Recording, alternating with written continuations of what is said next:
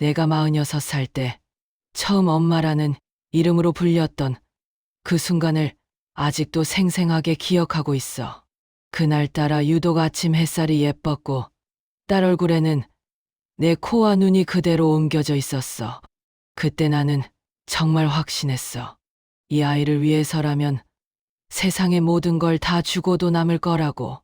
남편이 늦게까지 회사에 있고 어미 혼자서 딸을 가슴에 안았을 때 그 무게가 내 평생의 책임이자 내 인생의 전부가 되리라는 걸 몰랐어. 64살인 지금 나는 거울 속에 낡은 여자를 본다.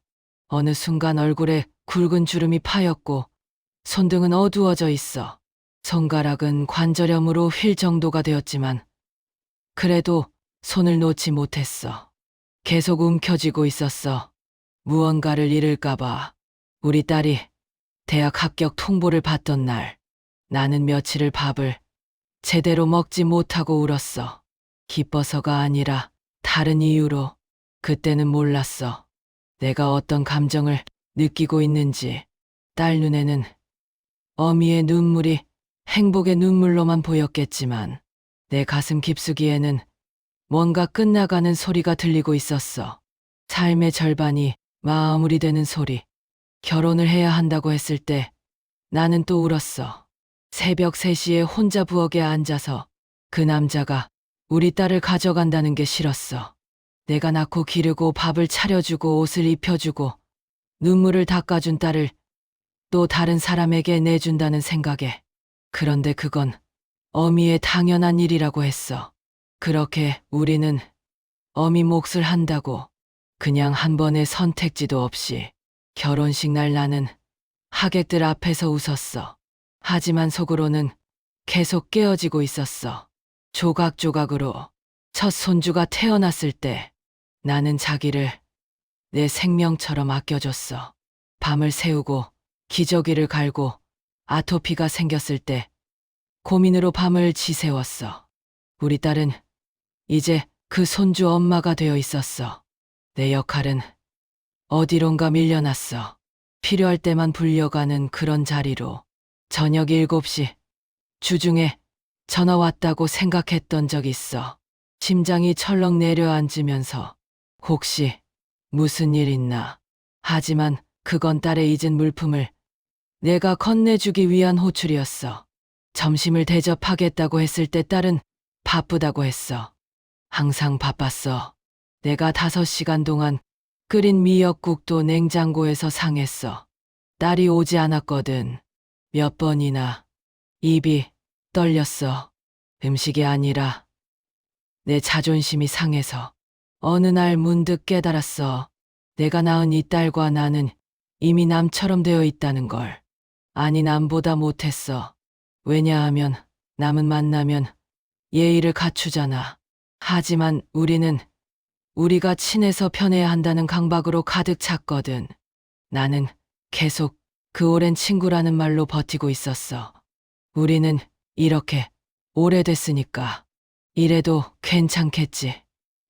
하지만 내가 이미 마음을 접었다는 걸 내가 언제쯤 인정할 수 있을까? 이제 나는 혼자야. 진짜 혼자. 46살 때와는 다른 종류의 혼자. 남편은 오래전에 떠났어. 암이라는 진단 아래서. 그 후로 나는 더 이상 아내도 아니고 어미로만 살아야 한다고 생각했어. 어미라는 역할만이 내게 남겨진 정체성이라고. 그런데 딸도 이제 필요 없다고 하면 나는 뭐가 되는 걸까? 그냥 64살의 낡은 여자일까? 매일 아침 7시에 눈을 떠 시계를 보고 한숨을 쉬어. 오늘 하루를 어떻게 보낼지가 문제가 아니야. 문제는 왜 계속 날이 밝아야 하냐는 것. 밥을 먹어야 하고 약을 먹어야 하고 텔레비전을 켜야 하고 누군가 하던 일들을 반복해야 한다는 게. 이걸 행복이라고 부를 수 있을까? 내 친구 미옥이가 있어. 우리는 중학교 때부터 친했어. 거의 60년을 함께 했지. 미옥이도 딸이 하나 있고 아들이 둘이야. 우리는 자주 만나서 이런 얘기들을 해. 미옥이는 딸이 주말마다 온다고 했어. 내가 그걸 들을 때마다 미소가 떨어져. 아니, 떨어지는 게 아니라 부러움이 올라와. 그걸 감추기 위해 나는 미옥이에게 물었어. 딸이 와서 뭐해? 미옥이는 잠깐 생각을 하다가 말했어. 그냥 같이 있는 것만으로도 좋다고. 나는 웃었어. 하지만 속으로는 계속 비틀려 있었어. 같이 있는 것만으로도 좋다니. 그런 게 가능할까? 차라리 딸이 원수라면 모르겠어. 하지만 그건 아니야. 그게 더 힘들어. 딸을 미워할 수 없거든. 딸은 나쁜 게 아니야. 그냥 바쁘고 자기 삶이 있을 뿐이야. 그게 더 속상해. 나를 나쁜 어미로 만들지 않기 위해 나 스스로 합리화해야 해. 아이는 당연히 자라서 떠나야 한다고. 이게 자연스러운 거라고. 하지만 자연스러운 게 항상 아프지는 않은 법인데. 내 어머니는 86에 돌아가셨어. 그때 나는 40이었어. 엄마가 돌아가시기 1년 전부터 우리는 자주 싸웠어. 나는 엄마를 이해하지 못했어. 왜 그렇게 예민하신지, 왜 항상 뭔가 부족해 하시는지, 왜 나를 간섭하려 하시는지. 그때 나는 정말 독립적인 딸이고 싶었어. 엄마의 품에서 벗어나고 싶었어. 그런데 지금 나는 내 딸이 나한테서 벗어나기를 바라고 있는 건가? 엄마의 자리는 이렇게 외로운 걸까? 한 번도 배운 적 없었어. 아무도 가르쳐 주지 않았어. 이 자리의 끝이 이렇다는 걸. 음식을 차려줄 사람이 없고, 병원에 가야 할 때 차를 가져다 줄 사람도 없고, 밤에 잠이 안 올 때 옆에 있을 사람도 없다는 걸. 나이 많은 언니들은 말해. 손주들이 있으니까 괜찮다고. 손주들이 웃는 것만으로도 행복하다고. 하지만 나는 그 말이 자꾸 거짓처럼 들려. 혹은 그건 자기 위로일지도 몰라. 우리 모두 같은 자리에서 같은 감정으로 자신을 위로하고 있는 걸지. 새벽 2시에 깬 적 있어. 심장이 철렁 내려앉으면서 내가 죽으면 누가 날 발견할까? 그런 생각이 든 거야. 혼자 있는 방에서 한 주일이 지나도 누가 눈치를 못 챌 수도 있겠다는 생각이. 그래서 나는 핸드폰을 켰어. 친구들 중에 누가 먼저 연락할까봐. 하지만 아무도 없었어. 당연하지. 밤 2시에. 그때 나는 정말 무서웠어. 죽음이 무서운 게 아니라 죽음 자체가 누구에게도 알려지지 않을 수도 있다는 생각이. 딸한테 전화했어. 아침 8시에. 딸이 깰 시간이 아니었지만 전화했어. 딸의 목소리는 졸렸어. 엄마 뭐 했어? 나는 그 한마디에 가슴이 철렁했어. 묻는 말이 아니라 짜증이 섞여 있었거든. 나는 말했어. 아무것도 아니야. 그냥 목소리가 듣고 싶었어. 딸은 잠깐 침묵했어. 그리고 엄마, 이렇게 전화하면 나 힘들어라고 했어. 나는 전화를 끊었어. 그 뒤로 한 달을 말이 없었어. 한 달 뒤에 딸이 선물을 가지고 왔어. 늦은 생일 선물이라고. 나는 기뻤어. 그 기쁨도 맛이 이상했어. 자식으로부터의 선물이라는 게 이렇게 비참할 수 있다니. 의무처럼 가져온 선물이라는 게 눈에 보이는데도 나는 고마움을 표현했어. 과하게 고마워했어. 딸 얼굴에는 미안함이 떠 있었어. 나는 그 미안함이 더 싫었어. 연민 같은 그것. 어미를 연민해야 한다는 게 얼마나 참담한데. 작년에 폐렴으로 병원에 입원했어. 사흘을 있었어. 딸이 하루 왔어. 2시간. 그 2시간 동안 나는 계속 딸 얼굴만 봤어. 혹시 언제 가려고 하나 싶어서. 딸이 가려고 하는 순간 나는 말했어. 엄마 많이 고생했지. 미안해. 그 말을 하는데 눈물이 났어. 딸은 손을 잡아줬어. 그것도 딱 2분만. 그 뒤로 팔을 놨어. 나는 생각했어. 저게 연민인가? 책임감인가? 아니면 그냥 빨리 가고 싶은 마음을 참는 건가? 병원에서 나온 뒤에 나는 매일 약을 먹어. 혈압약, 당뇨약, 골다공증약, 자다가 깨는 약, 그리고 마음을 잠재우는 약. 의사는 말했어. 나이 들수록 약은 친구라고. 하지만 나는 생각해. 내 몸이 약의 친구가 되어야 한다는 게 뭐 하는 말인가? 약 없이는 살 수 없는 몸이 된 건가? 딸이 아들을 낳았어. 손자. 나는 할머니가 되었어. 할머니. 그 말을 들을 때마다 이상해. 내가 할머니라니.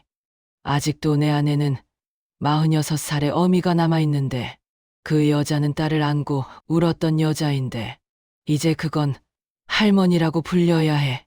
손자를 봤을 때 나는 또 울었어. 하지만 이번엔 순수한 눈물이 아니었어. 기쁨과 슬픔과 후회와 공포가 섞인 눈물이었어.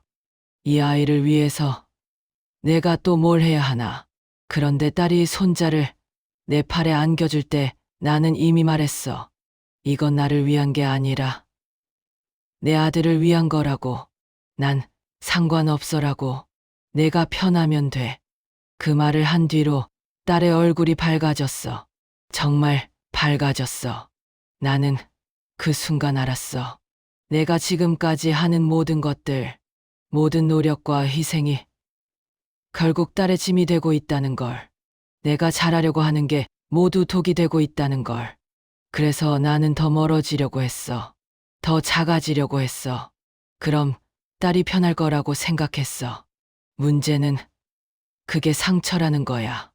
내가 멀어질 때마다, 내가 작아질 때마다 내 가슴은 계속 깨어지고 있었어.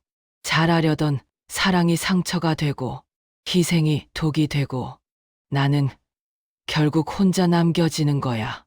미옥이와 차를 마실 때 미옥이가 물었어. 요즘 엄마는 어때? 나는 웃음으로 대답했어. 잘 지내. 아이도 잘 있고 손자도. 하지만 미옥이는 내 눈을 봤어. 그리고 말했어. 그런 눈으로 잘 지낸다고 말하지 마라. 너처럼 잘 지내는 사람을 본 적 없어. 그 말에 나는 또 울었어. 처음으로 누군가 앞에서 누군가가 나를 본 거야. 오랜 친구라고 부르던 그 딸이 아니라 누군가가 내 눈을 보고 내 상태를 알아본 거야. 그날 밤 나는 거울을 봤어. 거울 속 여자는 정말 낡아 있었어. 하지만 그건 나이 탓만은 아니었어. 그건 희망을 잃은 여자였어. 딸을 기다리고 또 기다렸던 여자. 항상 뭔가 부족하다고 느껴왔던 여자. 그리고 그 부족함을 절대 채울 수 없다는 걸 깨닫게 된 여자.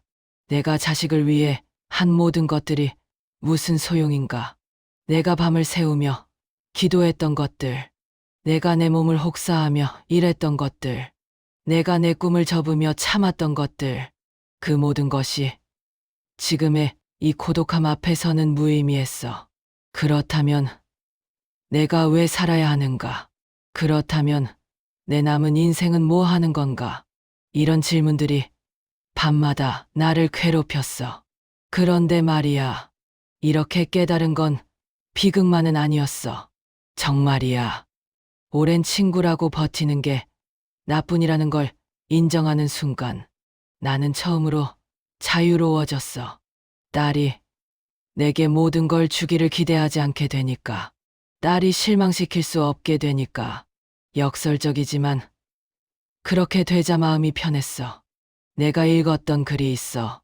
어디서 읽었는지는 못 기억하지만 그 말이 자꾸 떠올라. 누군가의 말이 아니라 누군가의 인생이 쓴 글이 있잖아. 자식은 우리의 것이 아니라 세상에 온 손님이라는 말. 처음엔 그 말을 받아들이기 싫었어. 내가 낳은 딸이 손님이라니. 하지만 생각해보니 그게 맞는 말이었어. 자식은 우리 소유물이 아니라 독립적인 인격체야. 그들은 우리를 택해서 온 게 아니라 우리가 그들을 택해서 이 세상에 데려온 거야. 그래서 우리의 책임은 그들을 키우고 보내는 거지. 그들이 우리에게 어떤 보상을 해주기를 기대하는 게 아니라 우리는 어디서부터 이렇게 잘못 배웠는지 모르겠어. 자식이 우리를 택해야 한다고. 자식이 우리 곁에 있어야 한다고. 자식이 우리를 돌봐야 한다고. 하지만 그건 우리 욕심이었어. 우리의 미충족된 욕망이었어. 그 욕망을 자식에게 채우려고 했던 거야. 그래서 비참했어. 어제 케이블 뉴스에서 봤어. 한 노인이 나오고 있었어. 85이라고 했나. 그 할머니가 말했어. 나는 자식을 원망하지 않는다고. 대신 내가 그렇게 많은 시간을 내게 투자했으면 좋았을 것 같다고. 젊을 때 내 꿈을 위해, 내 행복을 위해 내가 그렇게 했으면 지금 이렇게 외롭지 않을 것 같다고. 그 말을 들을 때 나는 손을 떨었어. 정확히 그 말이야. 내가 필요로 하던 말, 내가 누군가로부터 받고 싶던 허락. 누군가는 이렇게 말했어. 부모는 자식의 미래를 만드는 게 아니라 자식이 자신의 미래를 만들 수 있도록 도와주는 거라고. 그렇다면 내가 한 건 뭐였나? 나는 딸의 미래를 계획했어. 딸이 해야 할 것들을 정했어. 딸이 되어야 할 모습을 강요했어. 그건 도움이 아니라 억압이었어. 그렇게 보니까 내가 얼마나 자존심 없었는지 보여.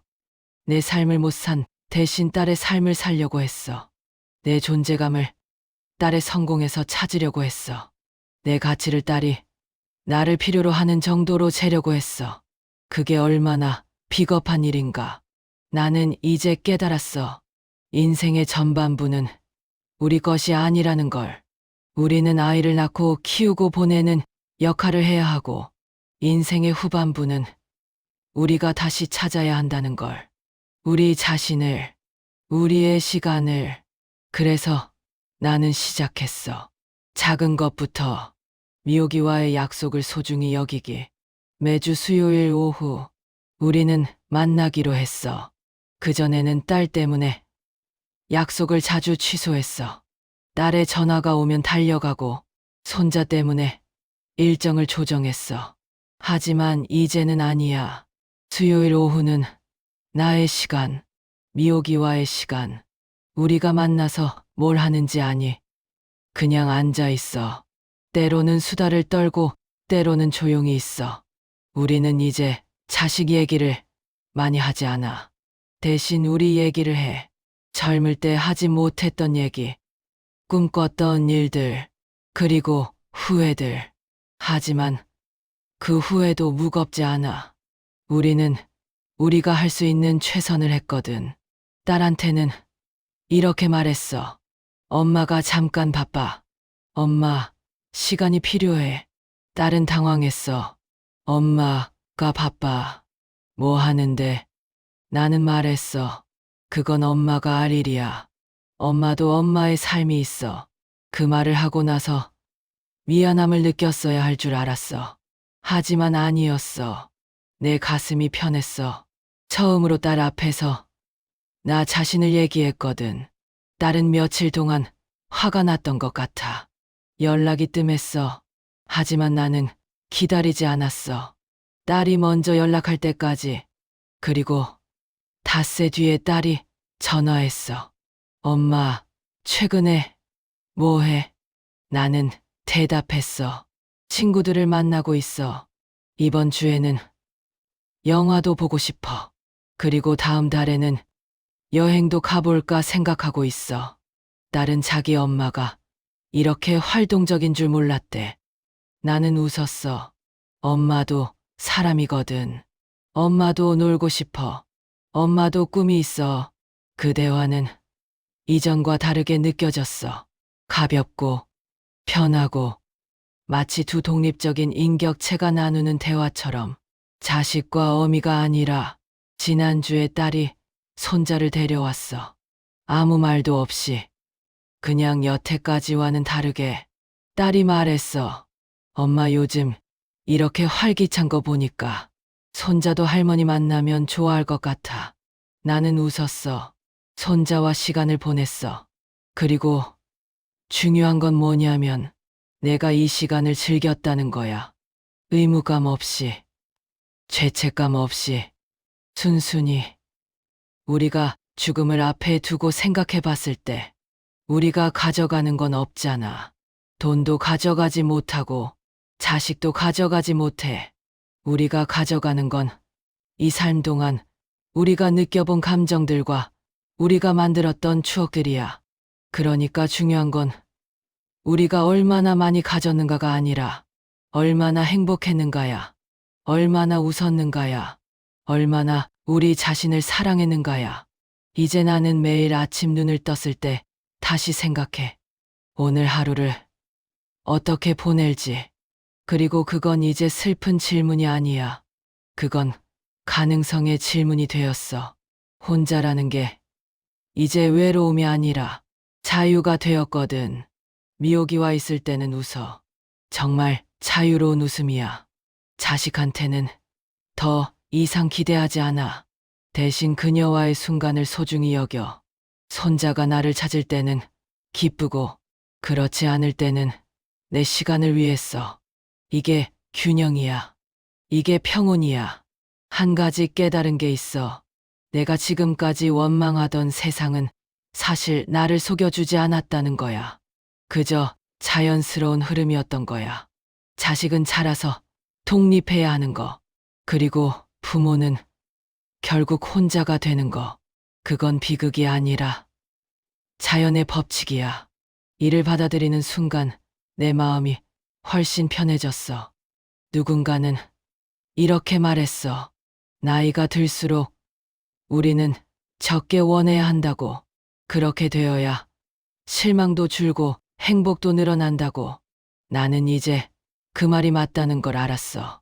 내가 딸에게 기대하던 모든 것들을 버렸을 때 내 마음이 한결 편해졌거든. 그리고 또 하나 깨달았어. 혼자라는 게 나쁜 게 아니라는 거야. 오히려 그게 자유라는 거. 내가 원하는 대로 살 수 있다는 거. 내가 좋아하는 사람과 시간을 보낼 수 있다는 거. 내가 원하는 일을 할 수 있다는 거. 그게 얼마나 소중한데. 이번 달에 나는 미옥이와 여행을 가기로 했어. 서울에서 기차를 타고 부산으로. 우리가 젊을 때 가고 싶던 여행이야. 그때는 아이들 때문에 못 갔어. 하지만 지금은 가. 그리고 우리가 갈 때마다 가슴이 벅찬 이유는 이게 우리만의 시간이라는 거야. 누구의 허락도 필요 없는, 누구의 간섭도 없는, 그냥 우리. 내가 새로이 배운 처세술을 정리해보면 이렇게 돼. 첫째는 자식은 우리의 것이 아니라는 걸 받아들이는 거야. 그들은 독립적인 존재이고 그들의 삶을 살 권리가 있어. 우리가 통제할 수 없고 통제해서도 안 돼. 둘째는 우리의 가치를 자식에게서 찾지 않는 거야. 우리는 어미일 뿐 아니라 한 명의 완성된 인간이야. 우리도 우리의 꿈이 있고 우리의 시간이 있고 우리의 행복이 있어. 셋째는 노년을 새로운 시작으로 보는 거야. 자식과의 관계가 변했다고 해서 우리 인생이 끝난 게 아니야. 오히려 우리는 이제 자유로워졌어. 우리를 위해 살 수 있게 된 거야. 넷째는 건강한 거리감을 유지하는 거야.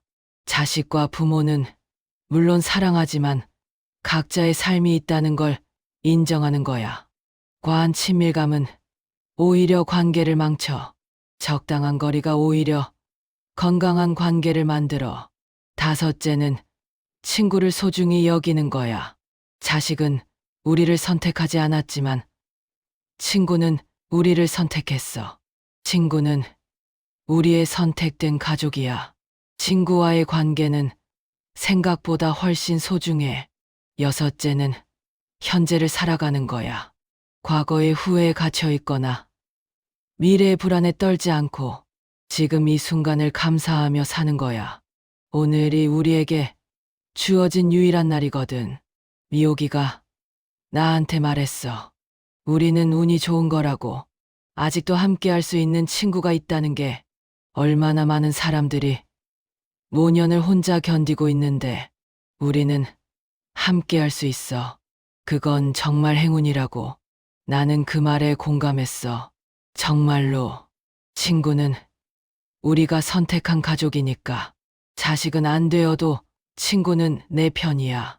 왜냐하면 친구는 나를 조건 없이 좋아해 주니까.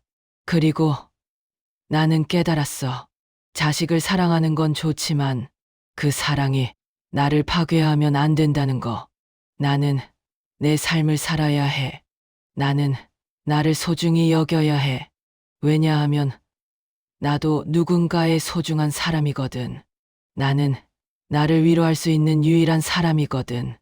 이제 내가 하는 일들을 생각해 봤을 때 그 중에 후회가 되는 것들도 있어. 더 많이 해줬을걸. 더 잘했을걸. 하지만 동시에 나는 알아. 내가 할 수 없었던 것들도 있다는 걸. 내가 인간이었고 완벽하지 않았다는 걸. 그래서 나는 나 자신을 용서하기로 했어. 딸한테는 이렇게 말하고 싶어. 미안해. 엄마가 모든 걸 다 주지 못해서. 엄마가 때로는 너를 이해하지 못했어. 너의 선택을 받아들이지 못할 때도 있었어. 하지만 넌 알아야 해. 엄마는 너를 해치려고 한 게 아니라 그냥 너를 사랑하고 싶었을 뿐이야. 그 사랑이 때로는 무거웠을지도 몰라. 그래도 그건 진심이었어. 그리고 이제 내가 너에게 해주고 싶은 가장 좋은 일은 뭐냐면 내가 행복해 보이는 거야. 내가 내 삶을 즐기는 모습을 보여주는 거야. 그래야 넌 죄책감을 느끼지 않을 거야. 엄마 때문에 자기 삶을 포기해야 한다고 생각하지 않을 거야. 넌 편해질 거야. 그리고 역설적이지만 그럴 때 우리의 관계도 더 건강해질 거야. 내가 여든이 되는 날 나는 무엇을 하고 있을까? 아마 미호기와 함께 있을 거야. 아마 우리는 또 어디론가 가고 있을 거야. 혹은 그냥 앉아서 이전에 우리를 회상하고 있을지도 몰라. 나는 이제 세상을 다르게 본다. 나이 들어감을 두려워하지 않아. 주름을 미워하지 않아. 관절염을 원망하지 않아. 왜냐하면 모든 게 내가 살았다는 증명이거든. 내가 사랑했다는 증거거든. 내가 애썼다는 흔적이거든. 딸이 최근에 물었어. 엄마, 지금 행복하니? 나는 웃으면서 대답했어. 응, 행복해. 그 말이 거짓이 아니었어. 정말이야. 왜냐하면 이제 나는 내가 무엇을 원하는지 알거든. 누가 아니라 나 자신이 나를 잘 돌볼 수 있다는 걸 알거든. 혼자라는 게 외로움이 아니라 자유라는 걸 알거든. 마지막으로 나는 이 말을 전하고 싶어. 지금 이 글을 읽는 모든 이들에게, 지금 혹시 나처럼 고통받고 있는 모든 이들에게 당신의 자식은 당신을 선택하지 않았어. 하지만 당신은 당신의 삶을 선택할 수 있어. 당신의 인생을 선택할 수 있어. 당신의 행복을 선택할 수 있어. 그렇게 하세요. 제발. 왜냐하면 당신도 누군가의 중요한 사람이기 때문이야. 당신도 이 세상에서 소중한 존재이기 때문이야. 당신도 행복할 자격이 있기 때문이야. 나는 이제 알았어. 내 딸이 내게 주지 않은 것보다 내가 나에게 줄 수 있는 것이 훨씬 더 크다는 걸. 내 친구들이 내게 주는 사랑이, 내가 나 자신에게 주는 사랑이, 내가 새로운 경험에서 얻는 기쁨이 모두 그 서운함을 충분히 메울 수 있다는 걸. 그래서 내 남은 여생은 이렇게 살기로 했어. 매주 수요일 미호기를 만나고 계절마다 여행을 가고 내가 원하는 책을 읽고 내가 좋아하는 일을 하고 내가 웃고 싶을 때 웃고 슬플 때 울고 내 모습 그대로를 사랑하면서 살 거야. 그리고 딸에게는 이렇게 말해주고 싶어. 넌 이제 더 이상 내 삶의 전부가 아니야. 하지만 여전히 내 사랑의 일부야. 넌 내가 보낸 가장 아름다운 선물이었어. 하지만 그건 넌 내 소유물이 아니라는 뜻이야. 넌 내 삶을 살아. 내 걱정 없이, 내 기대 없이. 그냥 너무 오랜 친구라고 버티던 내가 이제는 내 친구가 되었어. 그것이 내 남은 인생의 가장 아름다운 시작이야. 그리고 이 이야기는 여기서 끝나는 게 아니라 새로운 페이지가 펼쳐지는 거야. 나이 64살. 나는 이제 시작한다. 나를 위한 인생을. 구독, 좋아요, 알람 설정은 사랑입니다.